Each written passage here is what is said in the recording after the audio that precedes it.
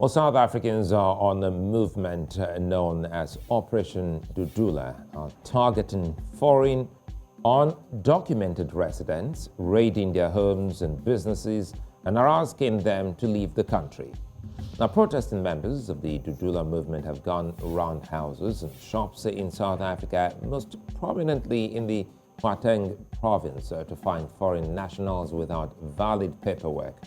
Some of these protests have gone violent, with the South African police involved, leading to the arrest of some of these protesters and immigrants. There's an ongoing impasse between immigrants in South Africa and nationals who feel shortchanged with not getting enough local jobs while foreign nationals get them. The grounds, according to South Africans, is the failure of government actions as non-documented foreigners take up the majority of economic activities in the country. This high level of unemployment amongst locals and a growing anti-migrant sentiment is once again testing the resolve of South Africa's acceptance of the rest of Africa. Welcome to VSA. I'm Sulaiman.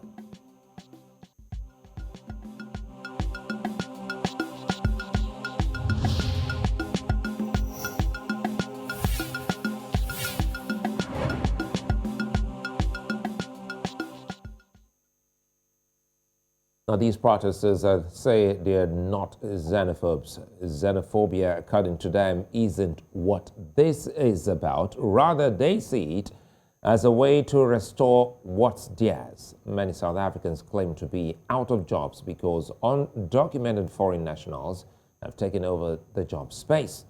The South African government has also, for a long time, been mum about its plans and positions on the impasse, further escalating the tension generated. The government is also proposing a law as a measure of dealing with high unemployment. This law will govern job quotas for foreign nationals in the country. The demands of these proponents of Operation Dudula and the Dudula movement is to see illegal foreign nationals leave South Africa. There have been accusations against the Dudula movement of targeting only black immigrants, a claim it has denied. Now, these foreign nationals, some of whom are documented, have been affected, and this has thrown the country in a state of violence. According to the South African media, some of the victims of this growing impasse are naturalized South Africans, others are people born in South Africa by foreign nationals. Well, joining me to look at this issue now is Matthew Parks. He's of Congress of South Africa Trade Unions and a Parliamentary coordinator from Cape Town in South Africa. And Lukhanyo Velelo, he's an analyst in Port Elizabeth. Gentlemen, thank you for your time and thanks for coming on the show. Quickly, let's start with you, Matthew. What do you make of the Dudula movement and their agitations? And there seem to be two Dudula movements. Yes, look, I think we must condemn it. We think it's a vigilante group, and it's always a dangerous situation when any individual citizens, whatever the grievance is, seek to take the law into their hands. There can only be a recipe for violence, for criminal activities, for lawlessness, and it can get out of hand. We have had similar xenophobic violent incidences in the past, so we can't support it. But I think for us what's critical is for government to enforce the rule of law, whatever it is. So when it comes to vigilantes, they must deal with them, they must stop them in their tracks. Equally, they must ensure that they enforce all the other laws of the country so that ordinary citizens feel confident they have a government which asserts authority, which protects citizens and so forth. I think also fundamentally we have to address South Africa's economic crises, which are huge. We have a 46% unemployment rate. We've lost 2.2 million jobs during the past 2 years of COVID-19. So there's a huge sense of desperation, frustration, especially amongst young people. The unemployment rate among young people is about 75%. So that really is a ticking time bomb, and it is going to explode if we don't get a grip on it. But also, having said that, I think South Africa can't be an island of prosperity in an ocean of poverty. So it's also critical that we see how do we work with the region of Southern Africa to develop it, to address the causes of many people having to flee those countries looking for better pastures in South Africa, because you can't have South Africa growing and neighboring countries don't grow. We have to grow together, and we have to work together to resolve our current problems. Matthew, let me stay with you before we come to Lukhanyo. And you've been able to give statistics, and you've also painted a picture talking about COVID.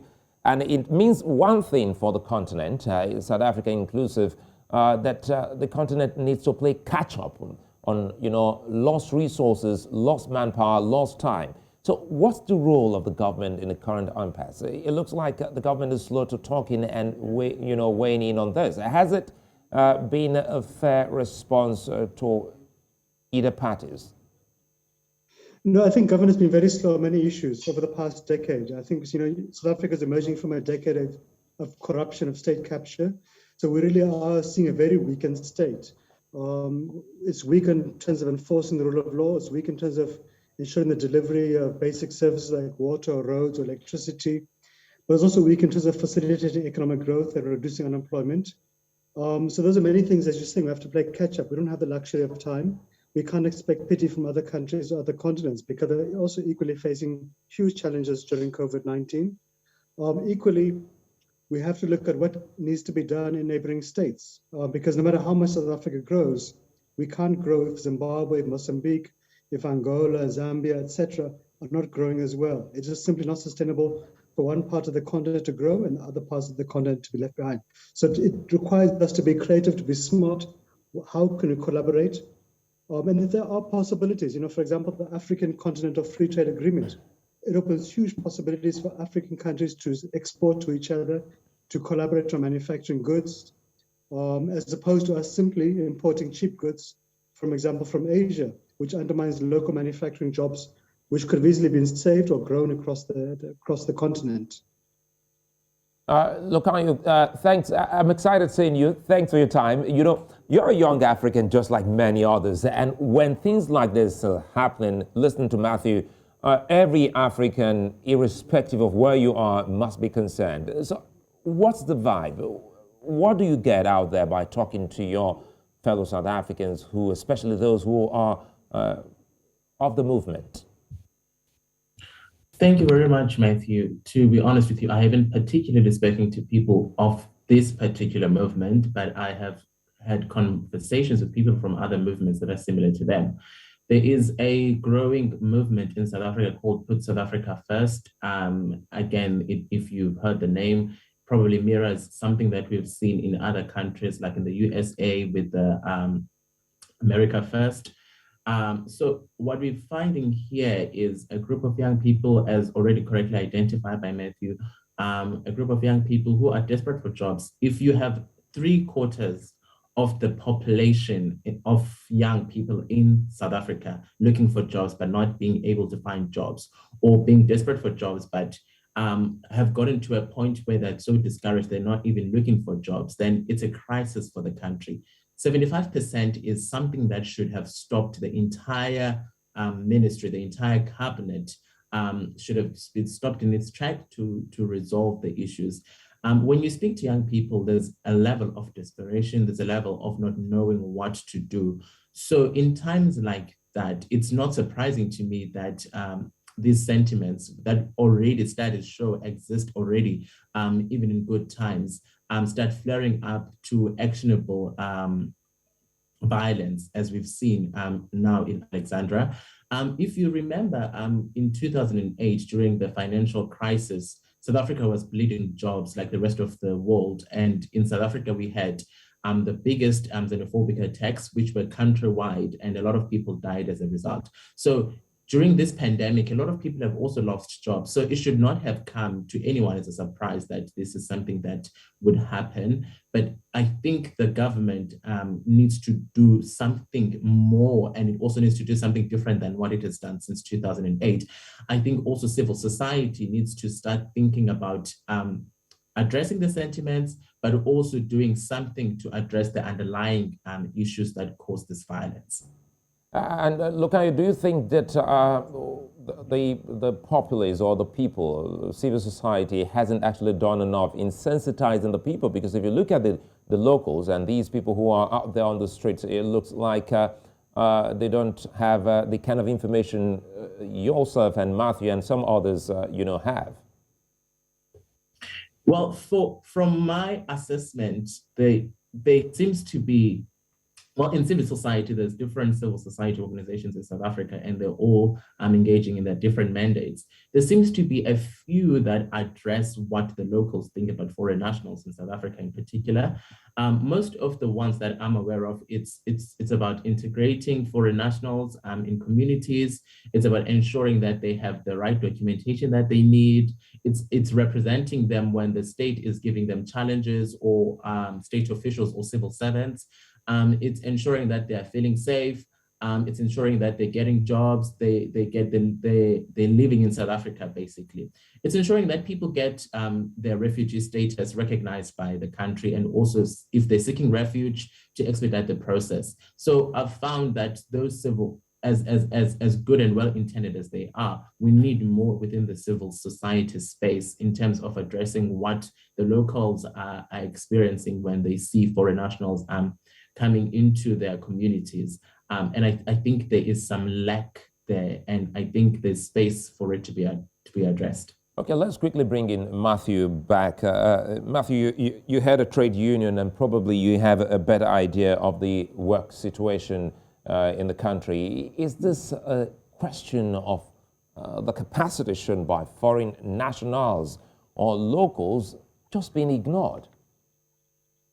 It's a complex basket of contradictions, to be honest.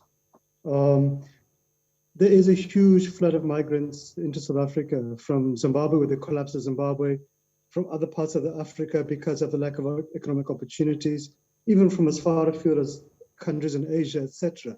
And look, migration is a nature of humanity, so that you can't stop migration. You can't close your walls and just say no. But I think it's the scale of the migration, one, but also the scale of the economic crisis in South Africa. Unemployment has been increasing every single year. We're now at 46% unemployment rate. That's possibly going to go to 50%. It really is a huge thing. You can't blame Zimbabweans for fleeing Zimbabwe because the government there has mismanaged the economy to the point of collapse. It's natural. People can't live on oxygen. They'll look for better opportunities anywhere else. And so it's a nature of migrants also in any country, not just South Africa, any country in the world.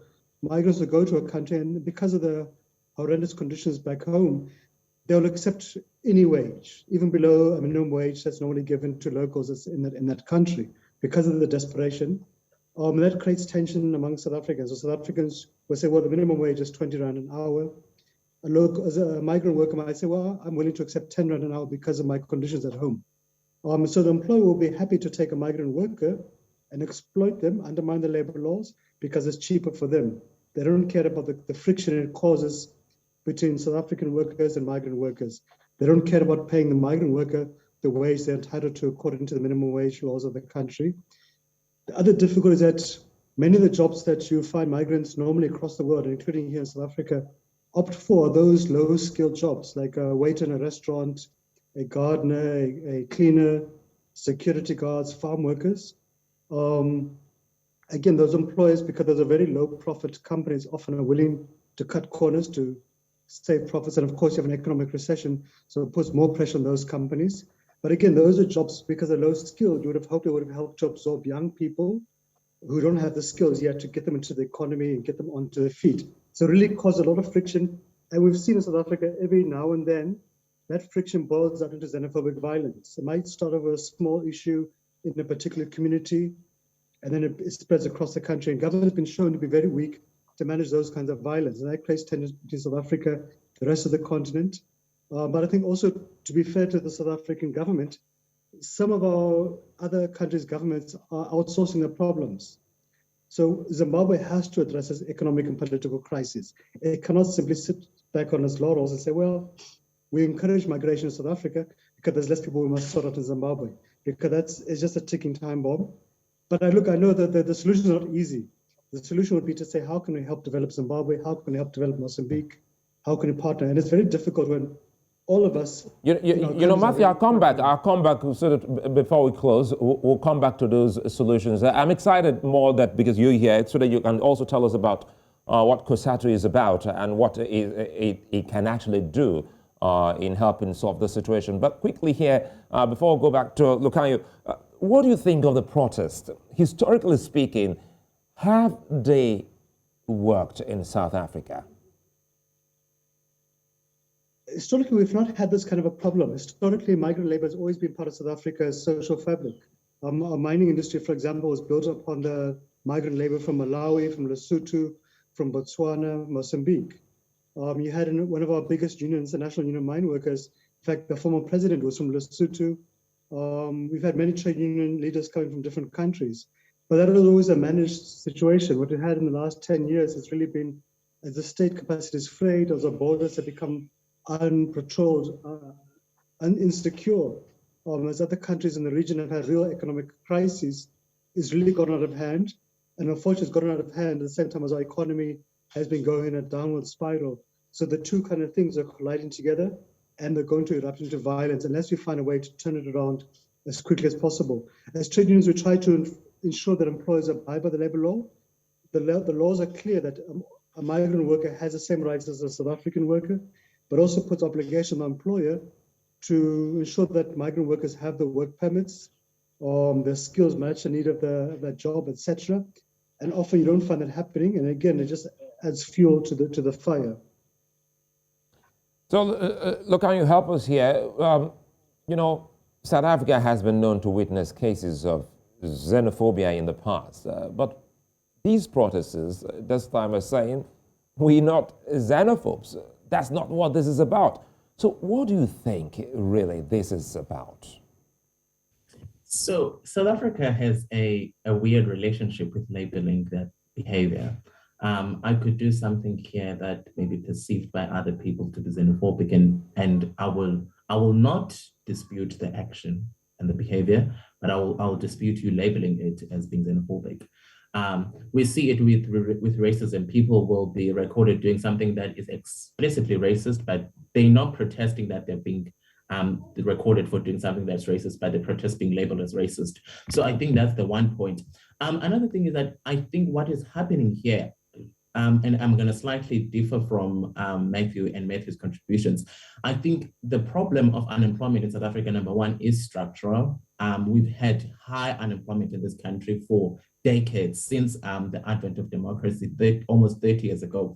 Our unemployment has always been hovering around a quarter of the labor force. So we've always been struggling to integrate at least a quarter of the labor force in this country into, or find jobs for them, or at least equip them to start businesses for themselves. So that's the first point. I don't think migration is a massive factor. I think there's other structural factors, other bigger factors, multiple of them, before we even get to the migration problem. So that's the first point of departure.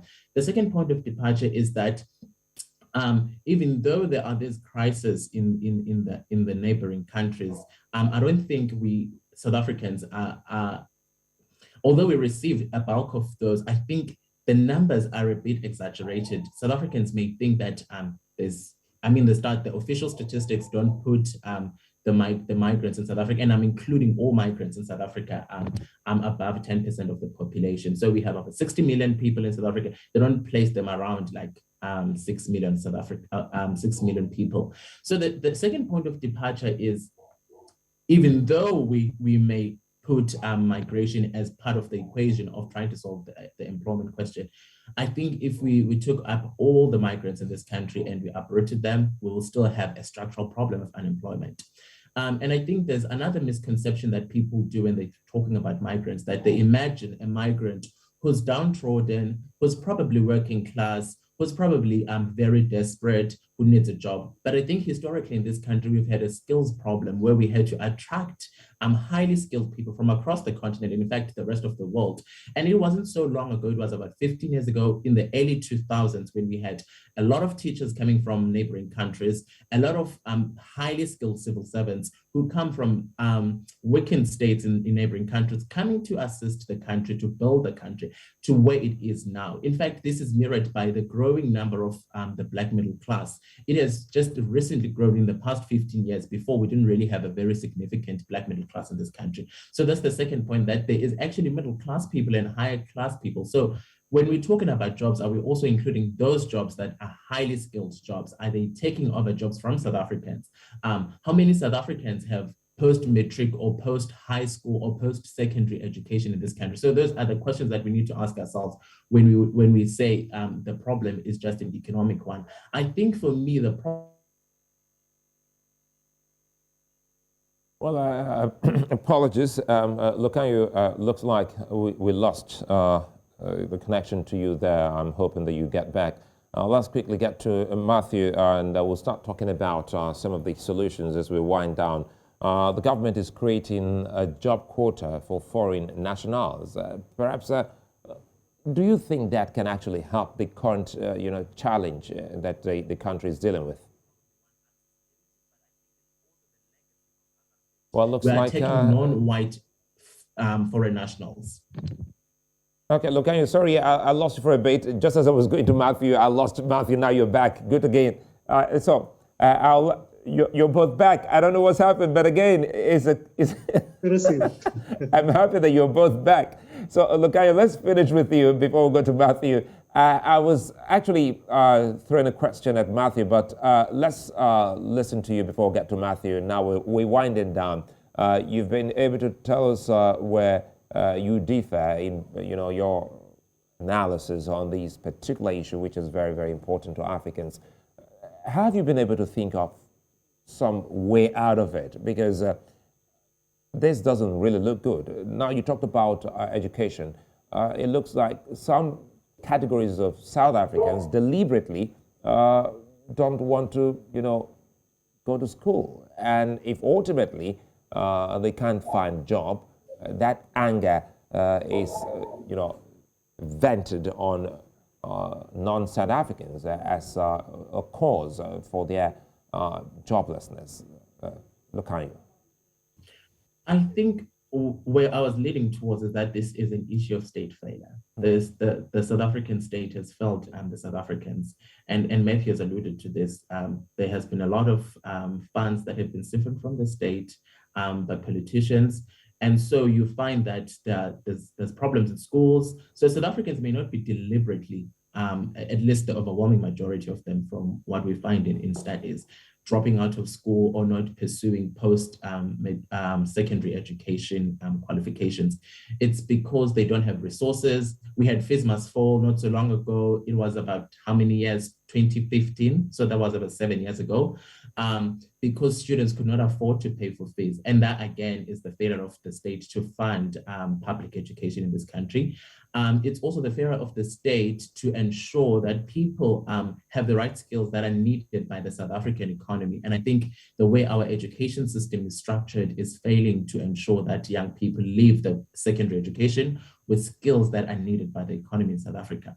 And you also see it in some of the excuses that people use to target migrants. For example, they will say they are using state resources that they're not paying taxes for, like going to hospitals, going to clinics, et cetera, et cetera. Again, how many hospitals have the ANC built in the past 10 years?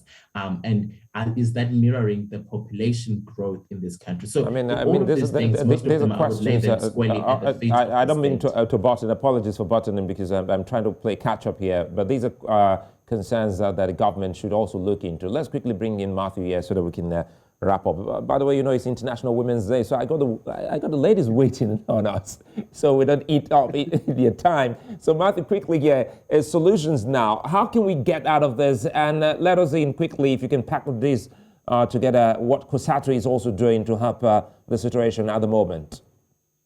Sure. Look, I think number one is South Africans. We have to fix South Africa. So COSATU has been engaging with the government and with our colleagues in business. We've developed an economic recovery plan which looks at how do we grow the economy, from ensuring we have reliable and affordable electricity to ensuring that we fix our trains, which are critical to our mining, our agricultural, manufacturing exports. They're critical to getting workers to work on time. We have to fix corruption. We have to fix a very weak state. We have to look at how to mobilize financial stimulus to grow the economy, to give support to SMEs. And as Lukhanyo said, we have to fix an education system which currently sees half of the children entering grade 1 not matriculating grade 12. So there's many issues we have to fix as a country. But having said that, South Africa is a medium-sized country. even in Africa. So it requires similar interventions by our colleagues in neighboring states, be it government, be it business, be it trade unions, civil society. So we have to look at also what supporting role can we play in South Africa to the development of Mozambique, of Zimbabwe, of Zambia, of the DRC, etc. It requires those countries' governments also to actually play a role and to do better by their citizens. But also there is a need for other countries across the world too, like Bangladesh, also to play their role. They shouldn't be simply seeking to outsource their problems to neighboring states. So these are complex issues. I don't think there are any easy solutions, and they are frustrating because if you look at even other countries like the United States, it's grappling with the same issues. Brazil, Europe, across the world. I mean, even Nigeria has got same issues. I don't think that there's a single country in the world which hasn't got these very same issues. But again, it speaks to Sulaiman, to all of us working together to say, how can we collaborate as South Africa and Nigeria? Can we promote trade together? That can help create jobs.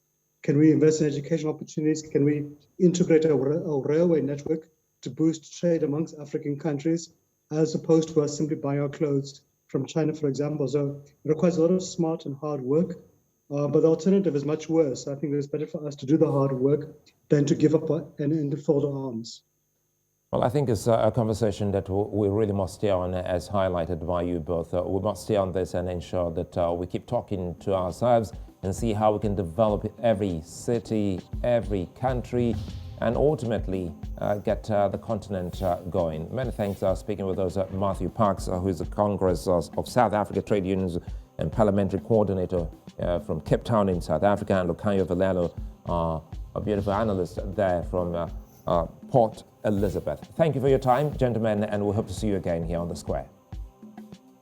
Thanks. Well, coming up on VSA, it's International Women's Day, and quite a lot is happening, and the women have been patient enough to tell us more about how we can break the bias. Stay with us.